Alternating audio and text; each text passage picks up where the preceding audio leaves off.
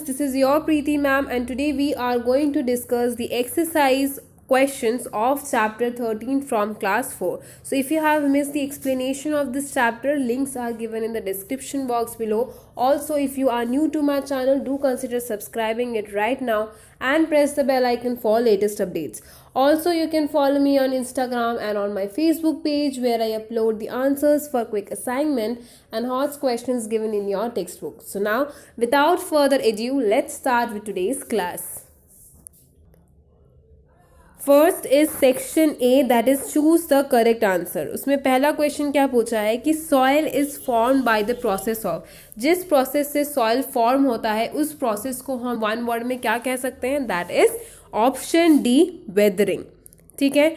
Then question number 2, the layer of soil that contains humus is, कौन से layer में humus present रहता है, so that is top soil. Option A is the correct answer.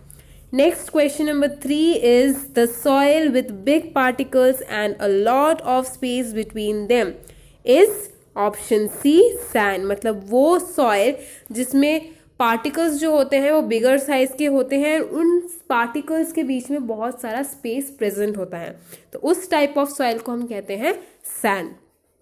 Question number 4 की तरफ चलते हैं, which is asked Which of the following is not contained in soil? तो soil में इनमें से कौन सी चीज़ जो दी गई है वो नहीं होती. ठीक है, not contained in soil. तो air होती है, living beings होते हैं, moistures होते हैं. So, जो नहीं होता that is option D, plastics. Question number 5, the organic matter comprises bits of dead plants and animal is called. जो organic matter create होता है जिसमें कि dead plants और animals के particles होते हैं, bits होते हैं, उसे क्या कहा जाता है, उसे कहा जाता है humus. तो in question number 5, option A is the correct answer. Next is question number 6, dams are constructed across the river too.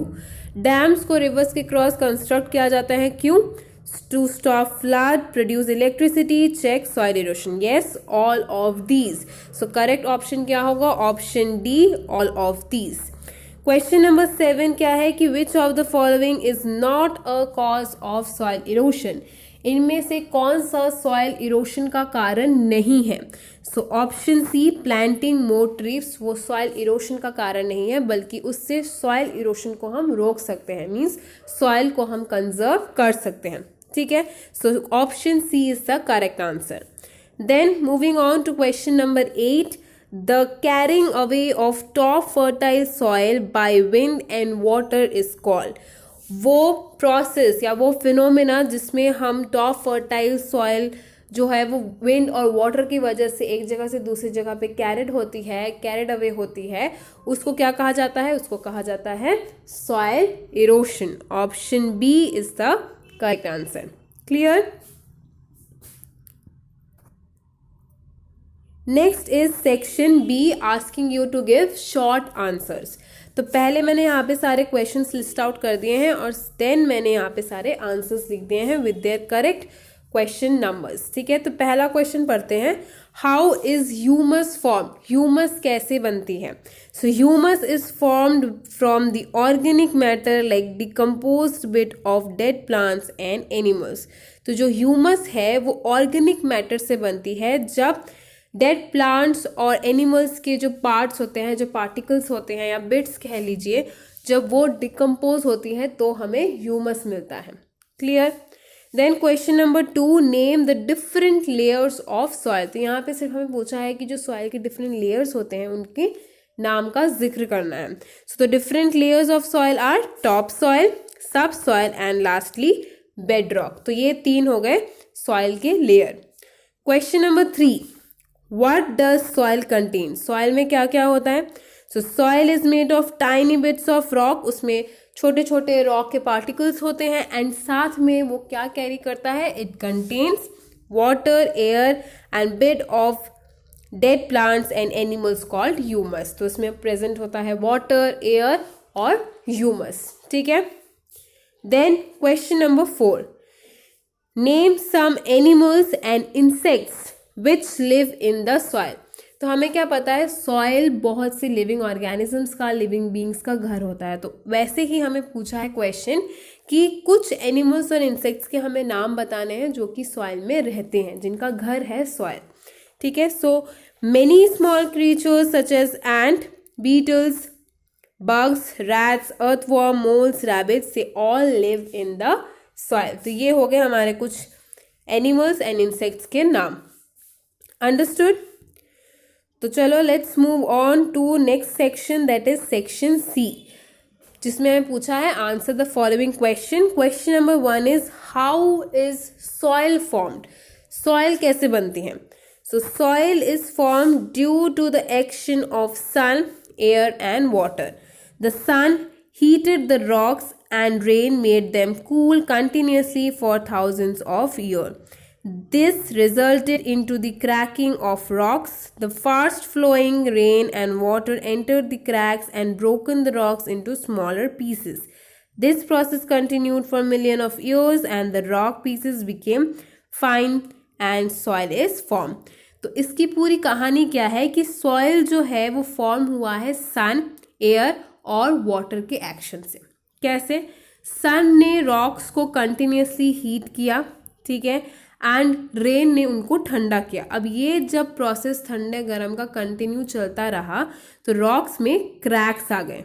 ठीक है, क्रैक्स की वजह से क्या हुआ, रिवर्स या फास्ट फ्लोइंग रेन या वाटर फ्रॉम रिवर्स, ये सब उन क्रैक्स में अपना जगह बना लिए। ठीक है, अब जैसे जैसे उनको ज़्यादा जगह लगने लगी तो उन्होंने उन क्रैक्स से ही उन रॉक्स को छोटे छोटे पार्टिकल्स में डिवाइड करना या ब्रेक करना शुरू कर दिया। तो ऐसे ही जब ये सेम प्रोसेस कंटिन्यू होता गया तो ये जो रॉक पार्टिकल्स थे वो और छोटे मीन्स बिल्कुल फाइन पार्टिकल्स में कन्वर्ट होने लगे और इसी तरह से हमें सॉइल मिला। And this is how the soil is formed. Clear? Then question number 2, how can you prove that soil contain air? तो हमें क्या पता है, सॉइल में एयर, वाटर और बहुत से ह्यूमस प्रेजेंट है, करेक्ट। तो हमें यहाँ पे क्वेश्चन पूछा है कि हम कैसे प्रूव कर सकते हैं कि जो सॉइल है उसमें एयर प्रेजेंट है। Let's see, first what we have to do is fill a glass with water. हमें एक ग्लास में पानी भरना है और उसके अंदर हैंडफुल ऑफ, मुट्ठी भर ड्राई सॉइल को डाल देना है। ठीक है, put a handful of dry soil in it. अब क्या करना है, हमें ऑब्जर्व करना है। तो हम क्या ऑब्जर्व करेंगे, जब हम उसमें सैंड डालेंगे तो वी कैन सी, जब हम उसके अंदर ड्राई सॉइल डालेंगे तो we can see bubbles coming out from the soil. तो ये बबल्स और कुछ नहीं, एयर के ही बबल्स होते हैं। So these are bubbles of air, जो कि उनके बीच में सॉइल पार्टिकल्स में ट्रैप्ड है और यहीं से हमें पता चलेगा कि सॉइल में एयर प्रेजेंट है। ठीक है, so these are bubbles of air that is trapped between the soil particles. Understood?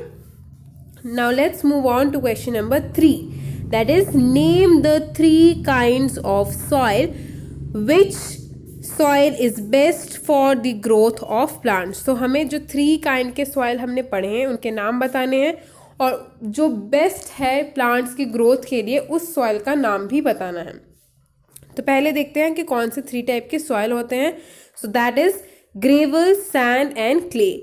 और जो बेस्ट सॉइल है for the growth of plants, that is the mixture of clay and sand forms the loamy soil, and this loamy soil is best for plant growth. Clear? अब चलते हैं question number 4 की तरफ, जिसमें पूछा है कि सॉइल इरोशन क्या है, व्हाट इज सॉइल इरोशन। साथ में हमें बताना है कि how can soil erosion be checked, means soil erosion को रोकने के लिए हम क्या क्या कर सकते हैं। सो सॉइल इरोशन क्या है, it is the carrying away of the top fertile soil by the agents like wind and water. ये के फिनोमिना है जब विंड या पानी और हवा की वजह से जो टॉप मोस्ट लेयर होता है, जो फर्टाइल लेयर होता है, वो एक जगह से दूसरी जगह पे कैरिड अवे होता है। तो उस पूरे फिनोमिना को हम कहते हैं सॉइल इरोशन। ठीक है, अब सॉइल इरोशन के can be checked, how it can be checked. So soil erosion can be checked by planting more trees and checking deforestation. Means ज़्यादा से ज़्यादा हम plants लगाएंगे, deforestation नहीं होने देंगे, means पेड़ों को हम ज़्यादा नहीं कट होने देंगे। Clear?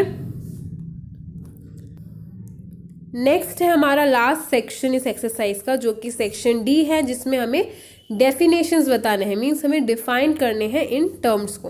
पहला टर्म है सॉइल। तो सॉइल क्या है? Soil is the part of crust of the earth on which plants grow.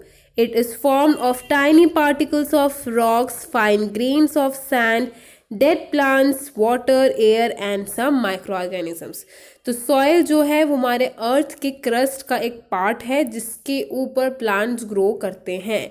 इसमें क्या क्या प्रेजेंट है? इसमें रॉक पार्टिकल्स प्रेजेंट है, छोटे छोटे रॉक पार्टिकल्स प्रेजेंट है, देन सैंड प्रेजेंट है, डेड प्लांट्स प्रेजेंट है, वाटर, एयर और दूसरे माइक्रो ऑर्गेनिजम्स भी प्रेजेंट है। So this is how we will define soil.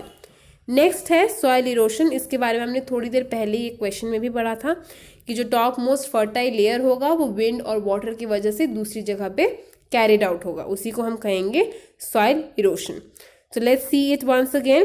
The carrying away of the top fertile soil by the agents like wind and water is called soil erosion. तो due to soil erosion उसकी वजह से क्या होता है, जो fertile lands होते हैं वो ड्राई और एरिड हो जाते हैं, मीन्स वहाँ पे और प्लांट्स ग्रो नहीं कर पाते, वो इनफर्टाइल हो जाते हैं। ठीक है, अब नेक्स्ट क्या दिया गया है, इज सॉइल कंजर्वेशन। तो the prevention of the soil erosion bye planting more trees and grasses is called soil erosion. तो सॉइल इरोशन को प्रिवेंट करने के लिए जब हम ज़्यादा से ज़्यादा प्लांट्स लगाते हैं या दूसरे स्टेप्स लेते हैं, उसी को हम कहते हैं soil conservation. Okay, next is humus.